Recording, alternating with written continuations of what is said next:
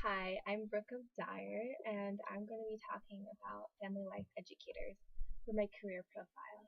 So basically, a family life educator is somebody that teaches workshops and helps people in the communities and families strengthen their home and teaching them how to have good personal relationships in the home, like communication skills, self-esteem, marriage, parenting, etc. And so basically, in order to be a family life educator, you just have to have your bachelor's degree, and then um, you can become certified. So there's like a provisional certification, and then there's the full certification. So you start off with a provisional, but you have to have a bachelor's degree, and then you have to test to see if you know the 10 family content areas. And once you demonstrate that you know these things, then you could become one. And then once you met all the work experience, which is 3,200 hours, then you can qualify for full certification. And I advise that you get the full certification because if you have that, then you're more likely to get jobs in the future. And it confirms that you have this knowledge and this work experience, and it just looks better on your resume. And the typical benefits that you get for being a family life educator really depends on what agency you're working for, or what if you're working for social services or the military, or you have your own practice, or you're working for the hospital.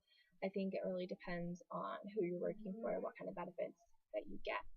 The typical stressors, there aren't really a lot. It's pretty low stress, although if you are not a public speaker person, this probably is not the right job for you because that's what you're going to be doing a lot of, and so that might stress you out if that's not your thing. But overall, it's low stress, other than maybe you're trying to deal with a couple of difficult people or getting people to actually come to your classes. The working environment's very flexible, family friendly.